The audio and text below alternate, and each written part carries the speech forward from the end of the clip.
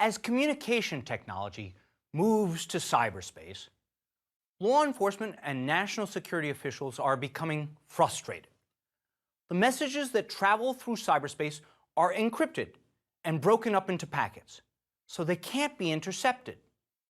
We call this the going dark problem, and it's serious enough that I'm going to devote this entire lecture to it, because our criminal and counterterrorism agents are losing the ability to listen in on the conversations of crooks, terrorists, and spies. Here's an example. In 2010, the government of India approached Research in Motion, RIM. They're the manufacturers of BlackBerry devices. They approached them with a demand. India wanted to monitor the encrypted emails and BlackBerry messages, which are a form of internet chat that passed across RIM's servers between corporate clients. And it wanted help in decrypting the encrypted messages. All of this was legal under Indian law, and it was, the Indian government argued, essential to allow it to combat terrorism. Finally, they added, if you don't give us this access, well then, we'll close down BlackBerry India. Faced with the loss of more than 1 million Indian corporate customers, RIM compromised. It found a way to share with the Indian government where the encrypted messages the government wanted were, in effect, identifying the servers where the information originated, without actually decrypting the messages themselves. In making this arrangement, RIM nicely illustrated two distinct yet linked issues that relate to the security of cyber communications and are deeply embedded in all aspects of cybersecurity. One is the issue of encryption. When and how communications and information can be encoded and decoded so that only the people you want to read the information can have access to it. The other is wiretapping. That is, whether and under what rules someone can intercept messages in transit and divert or copy them for their own purposes. The linkage between the two seems obvious. Wiretapping a message you cannot decrypt still leaves the content of the message concealed, and even unencrypted information is safe if the transmission channels are absolutely secure. Those who work in cybersecurity want both capabilities, to intercept or divert information and to decode it so that they can read its contents. And therein hangs our tale. India is not alone in its desire to read people's encrypted mail. Other governments, from Dubai and China to the United States, have the same interests, for good or for ill. Indeed, in late 2012, the United States government disclosed plans to expand its wiretapping laws to apply to encrypted email transmitters like BlackBerry, social networking websites like Facebook, and software that allows direct peer-to-peer messaging, like Skype. Peer-to-peer messaging, by the way, means that you talk directly to someone else. There is no central switching point. Even Google has a central point where emails are stored, as former CIA Director David Petraeus found out to his regret when his correspondence with his mistress was uncovered in late 2012. But Skype and other peer-to-peer services do not. The United States considers this expansion in wiretapping important to combat espionage, crime, and war in cyberspace. But it may also be a harbinger of increased government intrusion into the communications of its private citizens. The idea behind encryption as a defensive mechanism is not, as we shall see, a perfect solution. But what it can do, if done properly, is ensure that your information is confidential and can't be read by anyone else. It also can, using modern algorithms, provide you with a means of confirming that the information has not been tampered with in any way. Encoding information can keep it secret and sealed. Properly used, it can also allow you to share information with a trusted partner while excluding others. But this expansion of cryptographic capabilities to protect cyber networks comes with an uncertain cost to order and governance.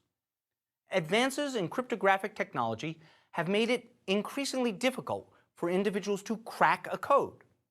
Now, code breaking is as old as code making, of course. But as the run of technology has played out, encryption increasingly has an advantage over decryption. And recent advances have brought us to the point where encryption can, in some cases, be impossible. This has the positive benefit of allowing legitimate users to protect their lawful secrets.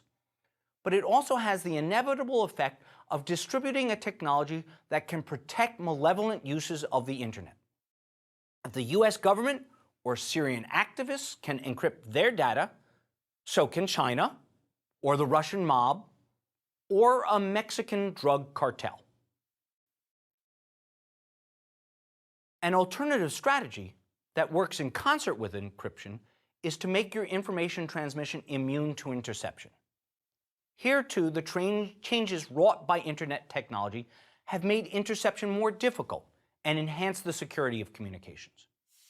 In the world of telephone communications, for example, intercepting a communication was as simple as attaching 2 alligator clips to the right wire. That's where we get the word wiretapping from. Communications through the internet are, you'll remember, wholly different. The information being transmitted is broken up into small packets that are separately transmitted along different routes and then reassembled when they arrive at their destination. This disassembly of the data makes effective interception appreciably more difficult. So these two technological developments have led to controversy over critical policy issues that bear on cybersecurity today. Can, for example, a government require the manufacturers of encryption technology to limit their distribution to prevent strong cryptography from falling into malevolent hands? And can they require communications transmission companies to ensure that the government has access to those communications? Can they, in effect, require that code makers build in a backdoor by which they can access and decrypt encoded messages? And can they require internet service providers, ISPs, to provide them access to the data as it transits the net? And if they can, under what rules would these backdoors be accessed? At the whim of a government? Or only with an appropriate court order? Under what sorts of standards? Encryption, or secret writing, is one of the oldest forms of human activity. Secret coding has been around almost as long as there have been secrets worth keeping. One of the earliest instances is recorded in the Histories by Herodotus, who described how secret writing techniques saved the Greeks from being conquered by Xerxes, the king of Persia. A Greek, witnessing the buildup of the Persian fleet, sent a message to Sparta warning of Xerxes' plans. To keep the message from being intercepted, he concealed the writing beneath the wax covering of a wood tablet. Forewarned and prepared, the Greeks were able to assemble their navy and to defeat the Persian fleet at the Battle of Salamis. Conceptually, encryption involves 3 separate components that come together: the plain text, the algorithm, and the key. Now, the plain text is the substance of the message that the sender wants to convey. Of course, this information doesn't have to be a text at all. It can be the numerical firing code for a nuclear missile, or the formula for Coca-Cola products, or quite literally any data of any form that is more valuable to the sender if not known by someone else. The algorithm is a general system of encryption. In other words, a general set of rules for transforming a plain text. An example of an algorithm is a cipher, where, say, each letter of the plain text, and let's assume it's actually a written text, is replaced with another letter. The algorithm here is replace each letter with another. The third and most vital component of an encryption system is the key. That is the specific set of instructions that will be used to apply the algorithm to a particular message. A cipher key might therefore be replace the original letter with the letter which is 5 letters after it in the English alphabet. Using that simple algorithm and key, the plain text cat would then be converted to the word HFY, and that result would now be known as the ciphertext. The critical feature, of course, is that As an initial premise, at least, only someone who has the algorithm and the key can decrypt the cipher, so even if the text is content remain confidential. Now, we've been creating ciphertexts for quite a long time. Earliest mentions of coded writing can be found in the Kama Sutra, which counsel women to record their liaisons in secret writing. Julius Caesar's use of codes was so common that the type of algorithm he used, the very letter shift system we just talked about, is actually sometimes called the Caesar shift cipher. Of course, where some seek to keep secrets, others seek to reveal them. It is one of the truisms of encryption that the key to keeping a secret is the key, not the algorithm. The algorithm, the general method, is often too widely known to be usefully kept secret. So the strength of the key, how hard it is to guess, defines how good the encryption product is. Let's return to the Caesar shift cipher. If we restrict ourselves to just shifting letters of the alphabet, there are only 25 possible keys to use, depending upon how far down the alphabet we shift the letters. Now, that's a pretty weak key. If someone knows the general algorithm, the key can be cracked with brute force in a short period of time. That means all they have to do is try each of the 25 possible keys, and eventually one of them will work. Now, if we loosen the algorithm a bit, however, and instead of a shift rule, apply a rule that allows any rearrangement of the 26 letters of the English alphabet, then the number of keys increases astronomically to well over 400 septillion possible arrangements. That's a 4 followed by 24 zeros. That makes a brute force effort to discover the key by trying every possible one difficult indeed. But brute force is not only to break cipher. Since at least the 9th century, when the method was first reported by Arab scholars, it has been well established that a cipher can be broken by frequency analysis rather than brute force. Frequency analysis is relatively simple to describe. It rests on the knowledge that, for example, in English, the letter E is the most common vowel. Other common letters in regular usage include A, I, N, O, and T. Now, with this knowledge, derived from analysis that's external to the code, the deciphering of a ciphertext is made much easier. It is far more likely than not that the most frequently used cipher letter, whatever it may be, represents one of these common English letters. In a ciphertext of any reasonable length, there is virtually no chance, for example, that the most common cipher letter is being used to signify a Q or a Z. This sort of knowledge makes decryption easier and reduces the need for a brute force approach. Indeed, it's a fair assessment of the art of cryptography that until the dawn of the computer era, those decrypting ciphers had the upper hand. Either the keys themselves could be stolen, or they could be decrypted using sophisticated techniques like frequency analysis. Even the notoriously difficult German Enigma code from World War II eventually yielded to frequency analysis. That code was used to send orders to Germany, and it was backed by English cryptographers at Bletchley Park. There things stood for a number of years. Those who wanted to keep secrets were at a fundamental disadvantage. In order to transmit a secret message, they first had to exchange a secret key to the message. Besides the possibilities of backwards analysis to determine what the key was, there were all sorts of problems with the exchange of keys in the first instance.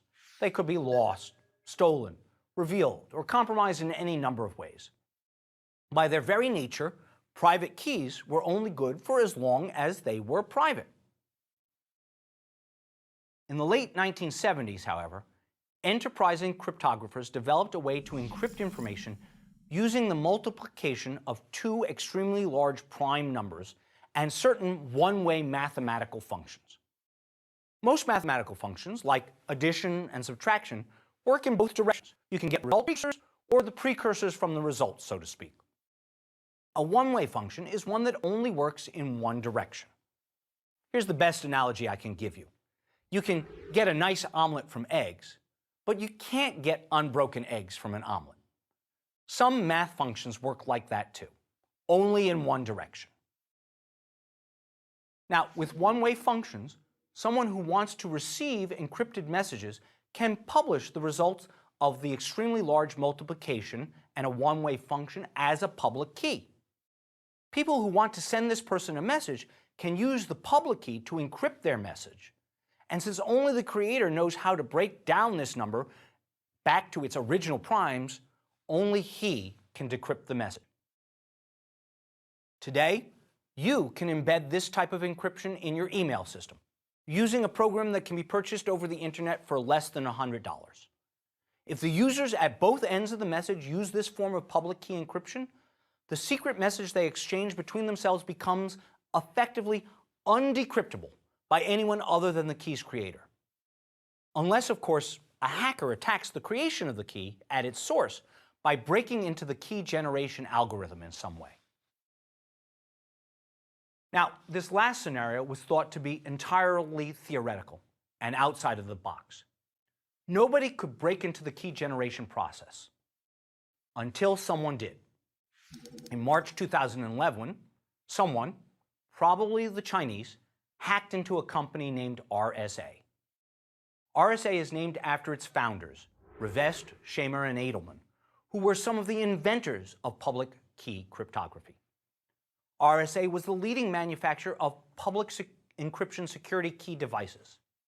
Those are these little key fobs that people carry around and which generate random 6-digit numbers every 60 seconds.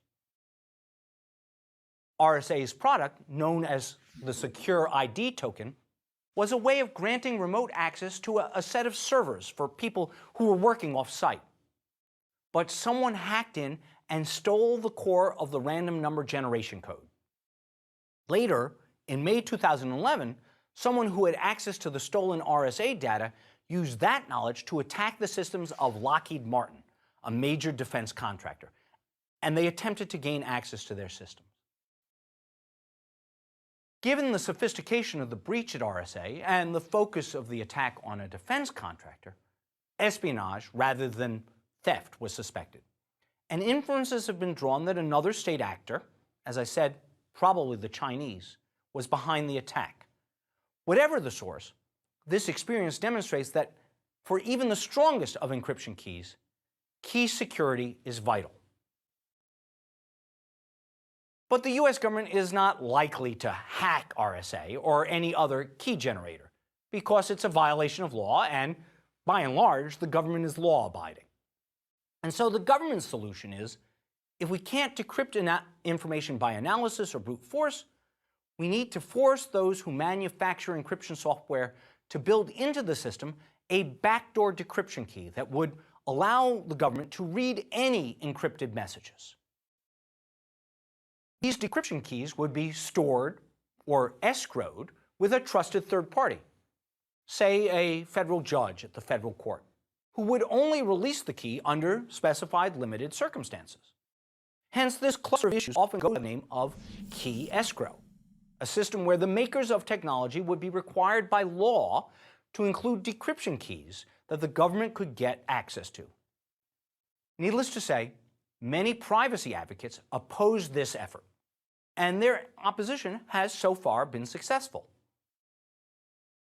In the 1990s, the FBI sought to require encryption technology manufacturers to include just such a backdoor that went by the name of Clipper chip. In part, opposition to Clipper was based on civil liberties objections. Many people were concerned that the backdoor would be used for political purposes rather than to, say, combat crime. But opposition was also based on a practical realization that the government itself was a beneficiary of strong encryption to protect its own secrets. A backdoor into encryption programs would not necessarily be available only to the US government, after all. The opposition also recognized that the US has no monopoly on the development of encryption algorithms. If the US required backdoors in American products, purchasers abroad would naturally tend to favor non-American products. And our own national security would have a backdoor primarily into our own secrets.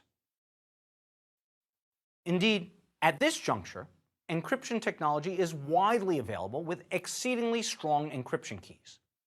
For free software, for example, that provided by TrueCrypt.org, is readily available and easy to install, as are open source public key encryption programs.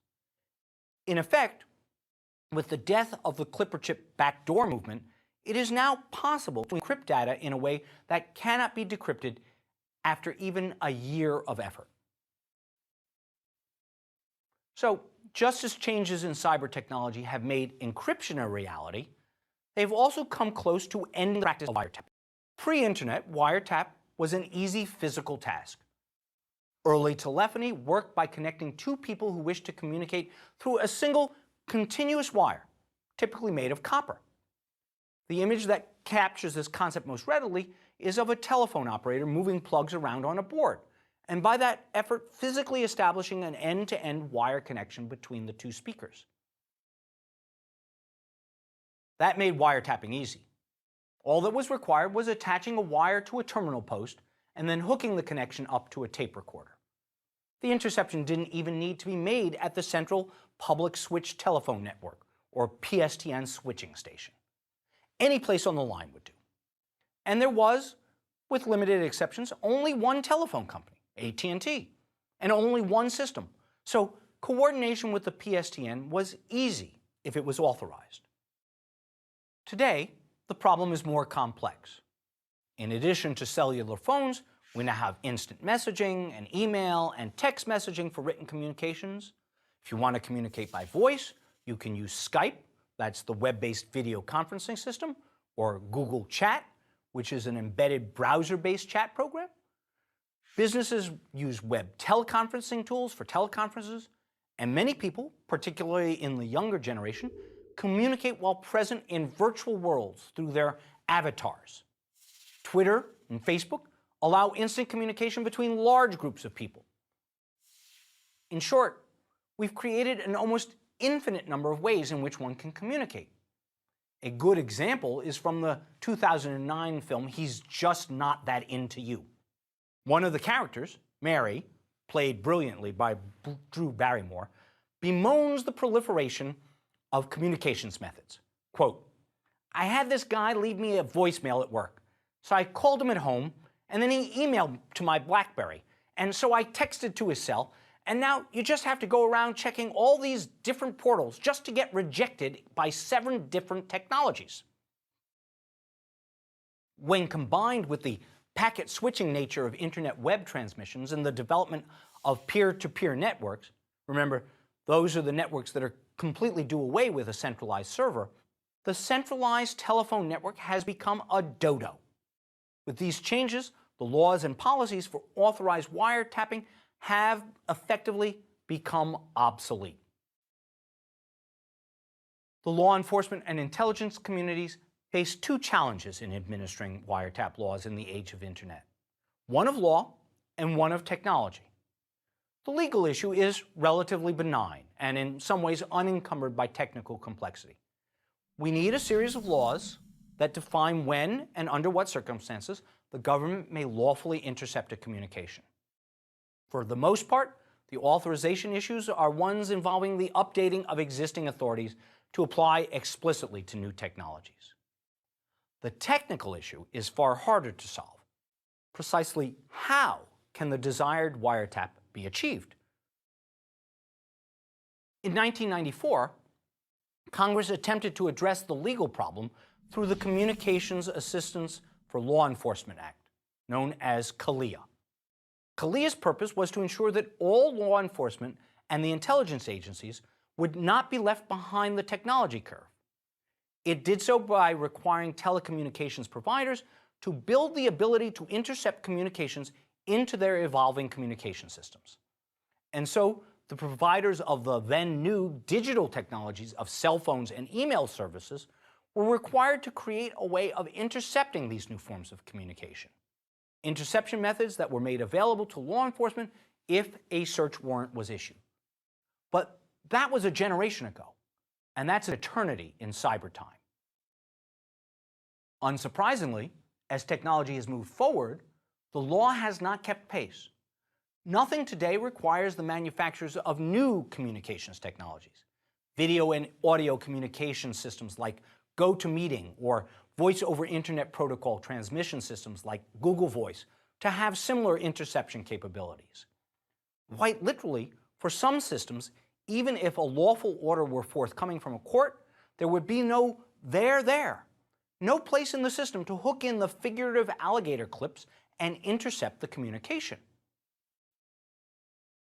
Naturally, this means that cyber criminals, cyber spies, and cyber warriors are increasingly migrating to alternative communication systems, ones like Skype and virtual worlds that are completely disconnected from the traditional public switched telephone networks, and even from the centralized email system operated by companies like Google. And as we've already discussed, the distributed nature of communication via these systems makes message interception extremely difficult. To compensate, the government must use sampling techniques to intercept portions of a message, and then, when a problematic message fragment is encountered, apply sophisticated methods to reassemble the entire message. Often, the reassembly is achieved by arranging for the whole message to be redirected to a government endpoint. The FBI developed such a system in the late 1990s called Carnivore.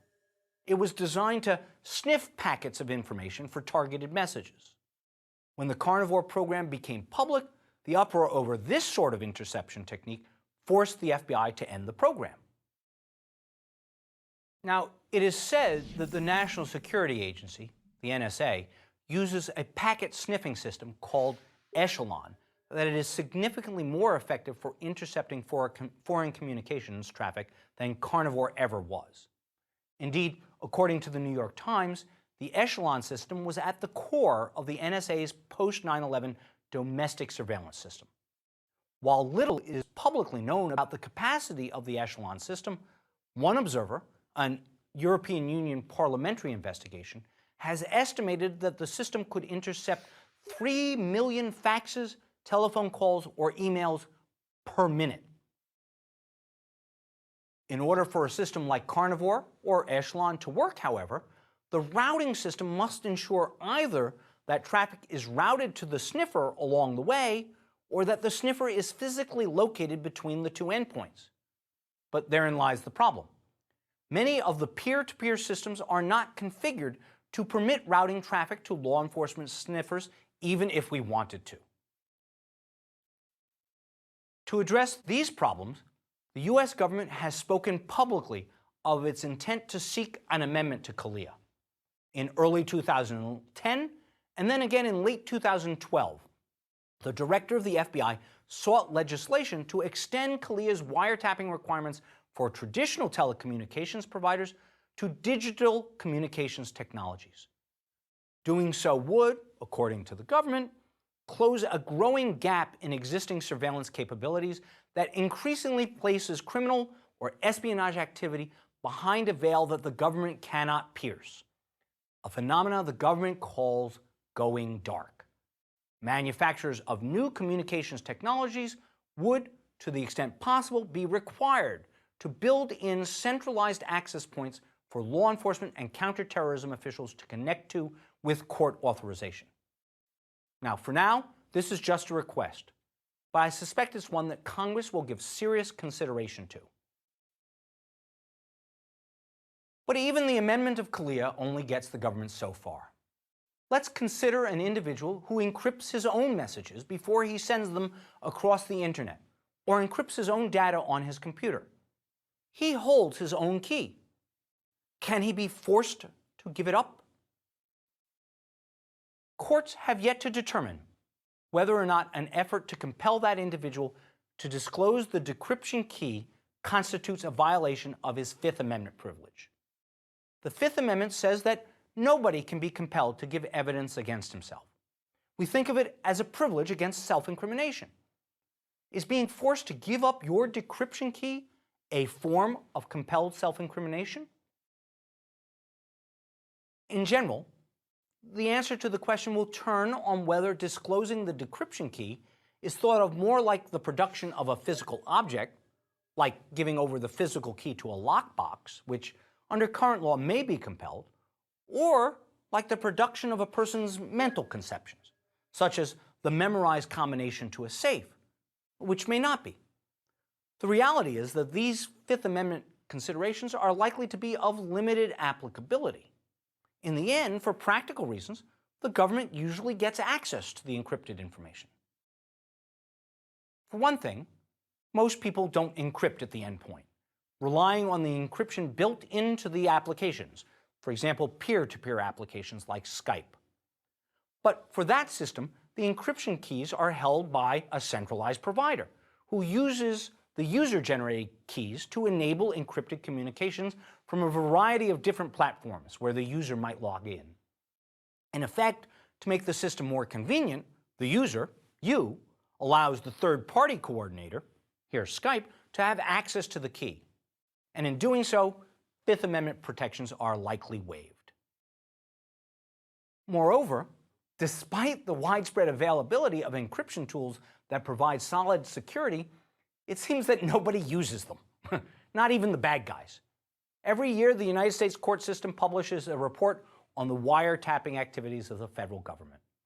In 2010, of the more than 3,100 wiretaps authorized that year, only 6 of the wiretap parties had encryption in use. And even those 6 cases didn't stop the government's efforts. It was able to get the evidence it was seeking every time through alternate sources. So finally, we need to recognize that the issues raised by the government's push for greater wiretapping authority are more policy questions than legal questions. Here are just 2. What would be the security implications of requiring interception capabilities in new technologies? Building in these capabilities would necessarily introduce potential vulnerabilities that could be exploited, not by those who would have authorized access, but rather by hackers who might find a way to crack the capabilities of the protection itself.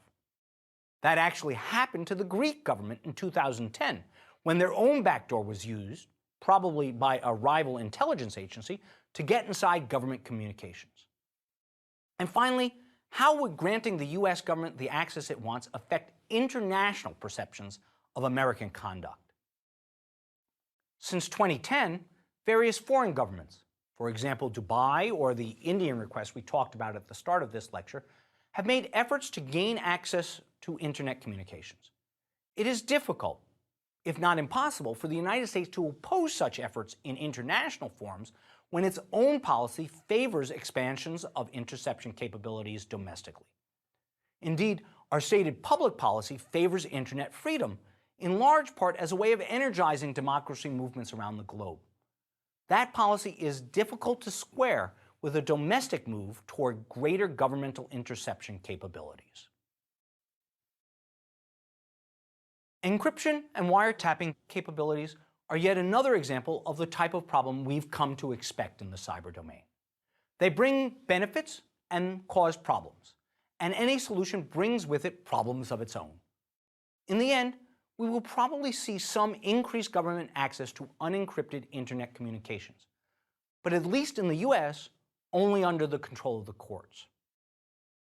In our next lecture, we'll turn to what is, in my judgment, the very hardest problem we face: figuring out how to make sure that the hardware that makes our computers run isn't a security problem itself.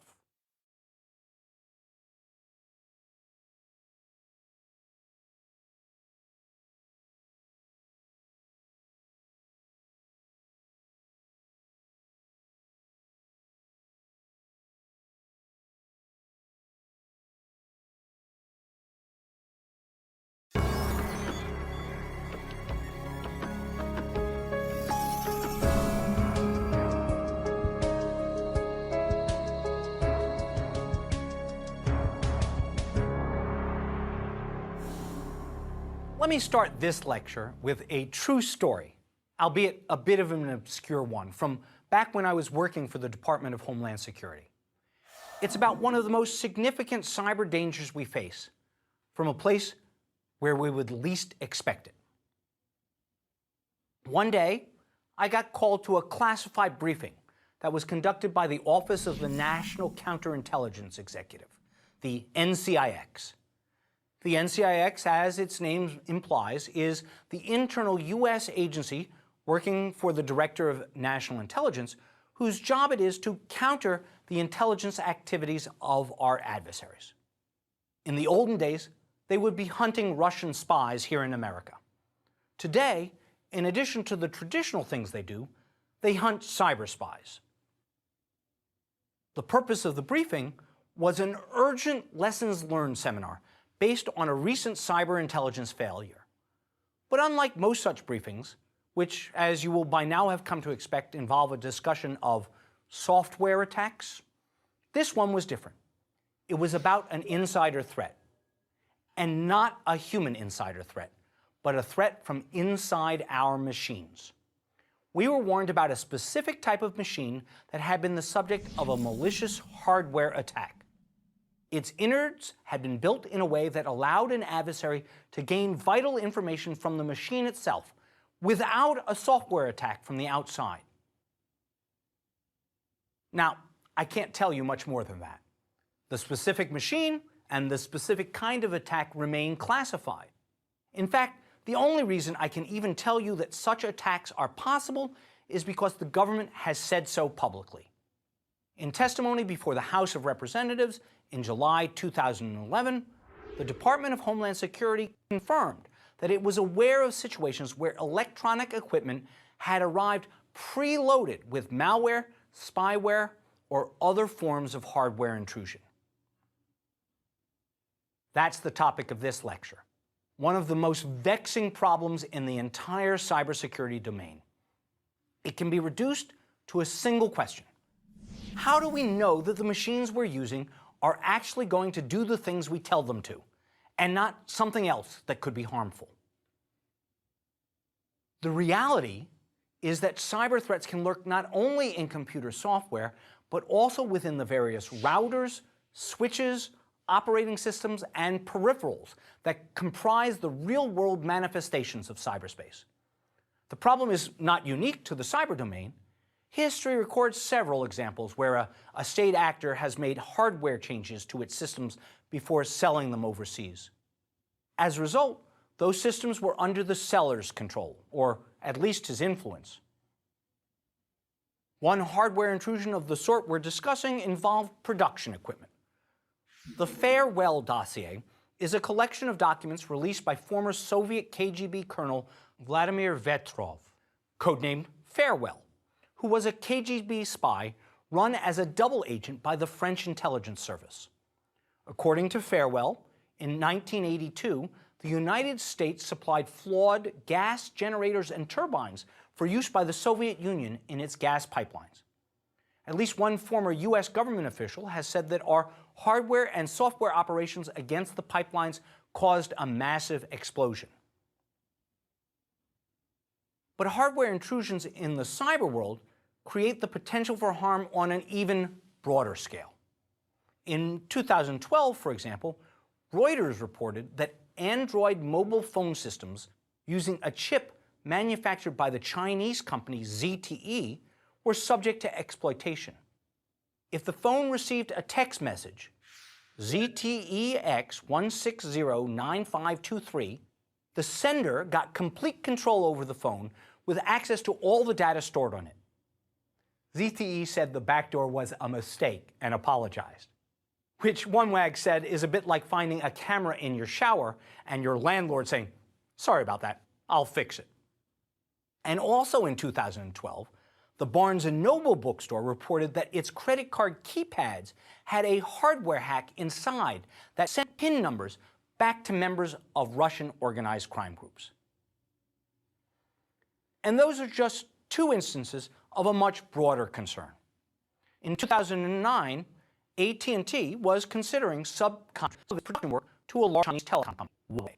As it was preparing to do so, AT&T got a phone call from National Security, the NSA, warning the company that if it wanted to continue providing equipment to the American government, it had reconsider any contractual agreements with Huawei. The NSA called AT&T because of fears that China's intelligence agency could insert digital trapdoors into Huawei technology that would serve as a secret sneak post in U.S. communications networks. Huawei's suspicions about its relationship with the Chinese government are false, and formally asked to investigate the issue, an invitation that the House Permanent Select Committee on Intelligence accepted. In late 2012, the committee issued its bipartisan report concluding that Huawei had not been transparent with details of its operation. The Congress urged American government and non-government purchasers to decline to use Huawei products. So this is why it's a matter of significant concern that over the past decades, the U.S. government has become increasingly reliant on commercial off-the-shelf technology, sometimes known by the acronym COTS, for much of its cyber supply needs. Indeed, counterterrorism experts have sometimes said that American reliance on COTS computer technology, which is often manufactured or maintained overseas, poses a greater vulnerability to U.S. cyber systems than traditional cyber attacks. This new, hardware-based form of espionage is completely different from regular spying. When, for example, Private Bradley Manning allegedly downloaded files onto a CD-ROM to WikiLeaks, what he did wasn't in practice that much different than if he had copied the files on photocopy. Quicker, easier to be sure, but not historically distinct. And systems we have developed and put in place to protect against traditional insider threats of espionage, security clearances, and background checks are also available on human insider cyber threats. But we have no good systems in place, none, to counter insider threats that are inside our machines. What this troubling activity really is a supply chain. An adversary might get into a communication system, subvert the manufacturing process long before product we added to the system mixtures. We call this assurance, since we need to assure ourselves that the hardware works. The cyber-based policy review, conducted by President Obama early in his first administration, put the problem this way. Quote, "The challenge with supply chain attacks is that a sophisticated adversary might narrowly focus on particular systems and make manipulation virtually impossible to discover." End quote. Or as the Defense Science Board, which is a science review team reporting to the Secretary of Defense, said in 2007, quote, "The current systems designs, assurance methodologies, acquisition procedures, and knowledge of adversarial capabilities and intentions are inadequate to the magnitude of the threat." Sadly, the situation has changed little since these were issued. For example, the Defense National Security Unit, or DNI, which released in declassified form in 2010, identified global supply chain risk management as one of the critical to enhance cybersecurity. Yet the United States has very limited systems to respond to the challenge. And there's a disconnect between our counterintelligence, which is often aware of risks to our cyber supply chain, and our purchasing systems, which do not have permission to access classified information regarding supply chain threats. Setting aside intelligence concerns, the idea of creating a blacklist of unacceptable products for purchase is fraught with problematic issues relating to liability and accuracy. And even if we could devise a means of giving the procurement process access to sufficient information, and even if liability issues could be overcome, it might well be the case that no significant alternative source of supply exists. We are dependent on foreign chips in the same way, for example, that we are dependent on foreign supplies of rare earth metals and, to a lesser degree, oil. Nor is the government, though this is often our focus. As evidenced by the examples we just discussed involving Android mobile phones, Barnes & Noble, and AT&T, it applies to the private sector too. Consider this. In April 2012, it was disclosed that a Canadian company that makes equipment and software for critical industrial control systems had planted a backdoor login account in its flagship operating system, potentially allowing attackers to access the devices online. The backdoor, which cannot be disabled, is found in all versions of the rugged operating system made by RuggedCom. The login credential for the backdoor includes a fixed username, factory, that was assigned by the vendor and can't be changed by customers. Using the backdoor, Rugged can access their customer systems for maintenance. That's why they built it in, so that they could help their customers. But a malicious actor can likewise access the system if he or she knows the access information. And we think of the Canadians as nice guys. Imagine what happens if bad guys do this sort of thing. So let me give you a better idea of the scope of the problem. Today, more than 97% of silicon chips, the essential innards of the computer, are manufactured outside of the United States. And each chip has more than 1 billion transistors. In 2008, the world manufactured 10 quintillion transistors. That's a 1 followed by 19 zeros. And if you want a sense of that number, think of this. We produce more transistors each year than the number of grains of rice harvested each year. Grains.